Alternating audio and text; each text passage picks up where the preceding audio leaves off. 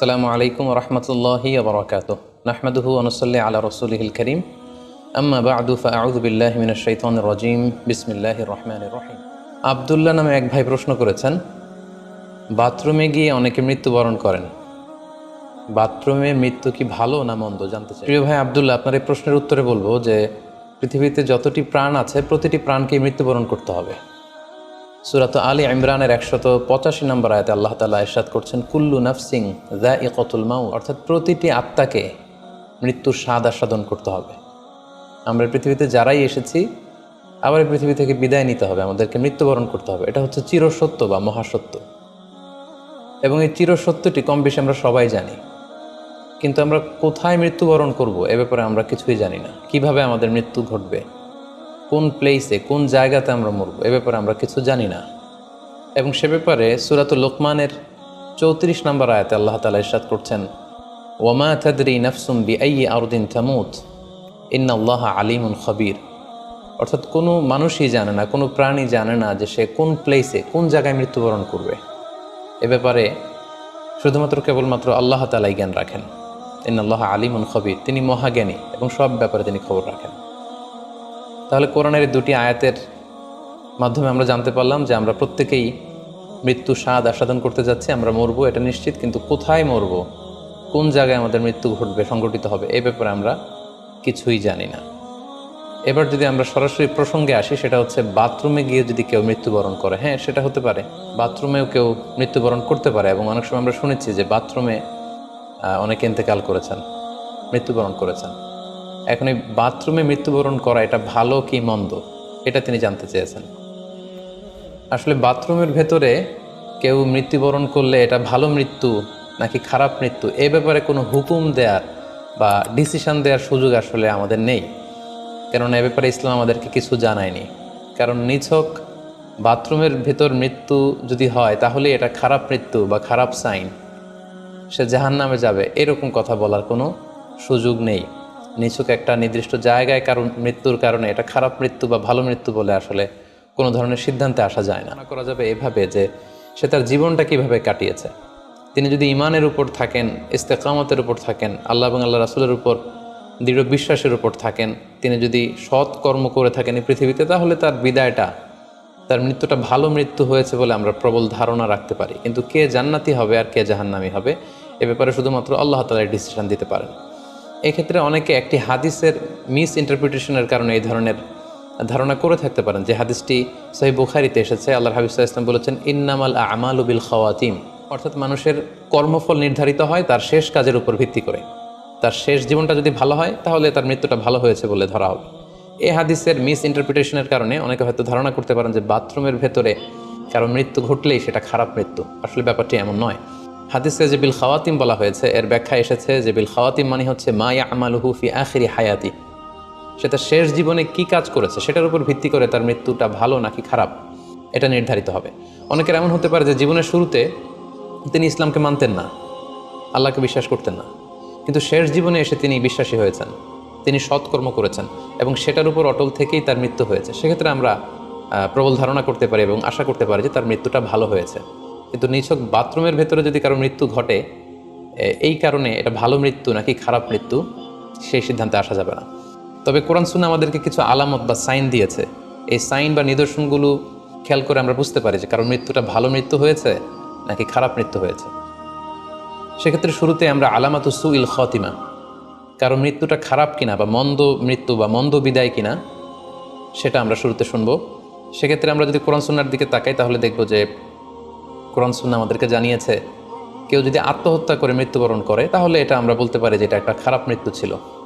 কারণ আল্লাহ রাসূল সাল্লাল্লাহু আলাইহি ওয়াসাল্লাম ইরশাদ করেছেন, সহিহ বুখারীতে এসেছে, মান কাতালা নাফসাহু বিশাইইন উযিবা বিহি ইয়াউমাল কিয়ামাহ, যে ব্যক্তি তার নিজেকে যেই জিনিস দিয়ে আত্মহনন করবে বা আত্মহত্যা করবে, কিয়ামতের দিন তাকে সেই শাস্তি দেওয়া হবে। লেটসে কেউ যদি ছুরি দিয়ে স্ট্যাবিং করে তার প্রাণ হনন করে, জাহান্নামে সে কেবল জাহান্নামের ছুরি দিয়ে নিজের পেটের ভেতরে এরকম ছুরিকাঘাত করতেই থাকবে, এটাই হবে তার শাস্তি।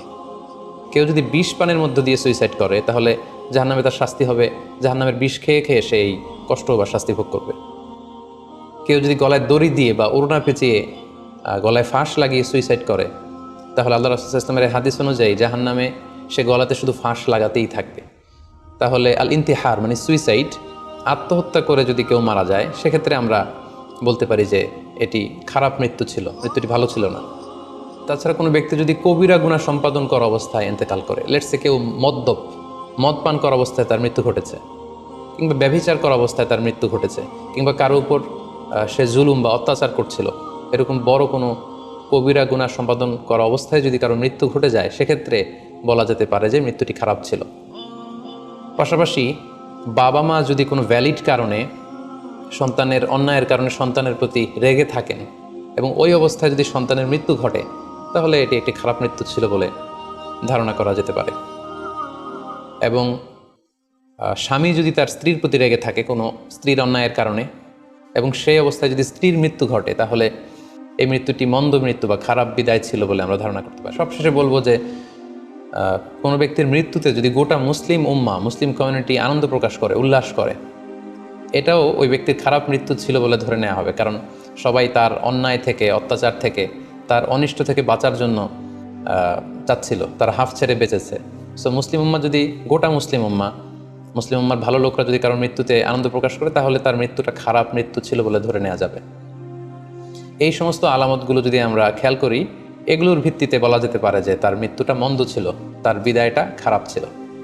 এবার আমরা যদি হুসনুল খাতিমা অর্থাৎ ভালো বিদায়, কোনো ব্যক্তি যখন আমাদের থেকে বিদায় নিল, মৃত্যুবরণ করলো, তখন আমরা কিভাবে বুঝবো যে বিদায়টা ভালো ছিল এবং এই লোকটা আশা করি যে জান্নাতি হবে, এটা আমরা কিভাবে বুঝবো? প্রথমত বোঝার মাধ্যম হচ্ছে আন-নুতকু বিশ-শাহাদাতি ইনদাল মাউত। মৃত্যুর সময় যদি কেউ আল্লাহর জিকির করা অবস্থায়, আল্লাহকে স্মরণ করা অবস্থায়, কিংবা শাহাদাত বাণী পাঠ করে যদি মৃত্যুবরণ করতে পারে, তাহলে আশা করা যায় যে এই মৃত্যুটা খুব ভালো মৃত্যু হয়েছে। কারণ আল্লাহ রাসূল সাল্লাল্লাহু আলাইহি ওয়াসাল্লাম সুনানে আবু দাউদের এক বর্ণনায় ইরশাদ করেছেন, মান কানা আখিরু কালামিহি লা ইলাহা ইল্লাল্লাহ, যে ব্যক্তির শেষ বাক্য হবে লা ইলাহা ইল্লাল্লাহ এবং এই কালিমাতুত তাইয়্যিবা, এটা পরে যদি কেউ শেষ নিঃশ্বাস ত্যাগ করতে পারে, তাহলে সে জান্নাতে প্রবেশ করবে বলে আল্লাহ রাসূল সাল্লাল্লাহু আলাইহি ওয়াসাল্লাম আমাদেরকে সুসংবাদ দিয়েছেন। তাহলে মৃত্যুর আগে কালিমা পরে মরতে পারা, এটা একটা সৌভাগ্যের বিষয় এবং এটা একটা ভালো সাইন। পাশাপাশি বিশ্বাসী ব্যক্তিরা, ইমানদাররা যখন মৃত্যুবরণ করে, তখন তাদের কপাল ঘেমে যায়। অর্থাৎ মৃত্যুর পরে মৃত ব্যক্তির কপালে হাত দিয়ে যদি আমরা দেখতে পাই যে কপাল ঘেমে আছে, সোয়েটিং, প্রচণ্ড ঘামছে, এটা দেখেও আন্দাজ করা যেতে পারে বা ধারণা করা যেতে পারে যে মৃত্যুটা ভালো হয়েছে। কেননা সুনানে তিরমিজির বর্ণনায় আল্লাহ রাসূল সাল্লাল্লাহু আলাইহি ওয়াসাল্লাম ইরশাদ করেছেন, আল মুমিনু ইয়ামুতু বিআরাকিল জাবিন, বিশ্বাসীরা যখন মারা যায় তখন তাদের কপাল ঘেমে যায়। সো অনেক আল্লাহওয়ালা ভালো মানুষের মৃত্যুর পরে আমরা এটা দেখেছি বা শুনেছি যে ইন্তেকালের পরে তাদের কপাল ঘেমেছিল, এবং সেটা দেখে কিন্তু বোঝা যাবে যে মৃত্যুটা ভালো ছিল। পাশাপাশি জুমার রাতে যদি কেউ ইন্তেকাল করে, বৃহস্পতিবার দিবাগত রাতে, নিঃসন্দেহে সেক্ষেত্রে লোকটার ইমানদার হতে হবে, সৎ ব্যক্তি হতে হবে। সেক্ষেত্রে এটা একটা ভ্যালিউ অ্যাড করবে যে জুমার রাতে সে ইন্তেকাল করেছিল। রমাদান মাসে যদি কেউ ইন্তেকাল করে, এটা একটা খুশনসিব তার জন্য। পাশাপাশি হজের সফরে যদি কেউ, হজের যে দীর্ঘ সফর, এই সফরে যদি কেউ ইন্তেকাল করে, এটা একটা ভালো মৃত্যু বলে ধর্তব্য হবে। পাশাপাশি কেউ যদি জিহাদের ময়দানে শহীদ হওয়ার সৌভাগ্য লাভ করে, নিঃসন্দেহে এটা সবচেয়ে শ্রেষ্ঠ মৃত্যু। আল্লাহ তাআলার কাছে সবচেয়ে শ্রেষ্ঠ মৃত্যু হচ্ছে শাহাদাতের মৃত্যু, এবং শহীদের দেহ থেকে গড়ে গড়ে পড়া, মাটিতে পড়া যে রক্তের ফোঁটা, এই ফোঁটাটা আল্লাহ তাআলার কাছে খুব প্রিয়। সো নিঃসন্দেহে শাহাদাতের মৃত্যু এটা পৃথিবীর শ্রেষ্ঠতম মৃত্যু। এবং সৎ কাজ করা অবস্থায়, কোনো আমলে সলেহ, ভালো কাজ করা অবস্থায় যদি কারো মৃত্যু ঘটে, লেটস সে কেউ তেলাওয়াত করছিল, হি ওয়াজ রিসাইটিং দ্য হোলি কোরআন, ওই অবস্থায় তার মৃত্যু হয়েছে, কিংবা রোজা মুখে ছিল, সেই অবস্থায় তার মৃত্যু হয়েছে, অথবা সেজদায় পড়েছিল, সেজদারত অবস্থায় তার মৃত্যু ঘটেছে। এগুলো হুসনুল খাতিমা অর্থাৎ ভালো বিদায় বা ভালো মৃত্যুর আলামত। তাহলে আমরা সুউল খাতিমা এবং আলামত হুসনুল খাতিমা, কোন কোন আলামত দেখে আমরা বুঝবো যে মৃত্যুটা খারাপ মৃত্যু ছিল, এবং কোন কোন আলামত দেখে আমরা বুঝবো যেটা ভালো মৃত্যু ছিল, কোরআন সুন্নাহর আলোকে সেগুলো আমরা জানতে পারলাম। এর কোথাও কিন্তু বাথরুমের ভেতরে মৃত্যুবরণ করলে এটা ভালো মৃত্যু বা খারাপ মৃত্যু, এর কোনোটাই কিন্তু সিদ্ধান্তে আসা যাচ্ছে না। সেক্ষেত্রে সেই ব্যক্তি তার শেষ জীবনে কেমন আমল করেছে, তিনি কি ইমানদার অবস্থায় ছিলেন, তিনি কি সৎকর্ম করেছেন, তিনি কি সালাত আদায় করতেন কিনা, এগুলোর উপর ভিত্তি করে তার মৃত্যুটা ভালো মৃত্যু বা খারাপ মৃত্যু সেটা আমরা বলতে পারবো। কিন্তু নিছক কেবল বাথরুমের ভেতরে কারো মৃত্যু হলেই সেটা মন্দ মৃত্যু, খারাপ মৃত্যু, অপমৃত্যু, এরকম ধারণা করার কোনো সুযোগ নেই। আশা করি আপনি প্রশ্নের উত্তর পেয়েছেন। আল্লাহ তাআলা আমাদের সবাইকে ইসলামকে সঠিকভাবে বুঝার, জানার এবং সে অনুযায়ী মানার তৌফিক দান করুক। হাযা মা ইনদি ওয়াল ইলমু ইনদাল্লাহ আলাইহি তাওয়াক্কালতু ওয়া ইলাইহি উনীব। ওয়াসসালামু আলাইকুম ওয়া রাহমাতুল্লাহি ওয়া বারাকাতুহু।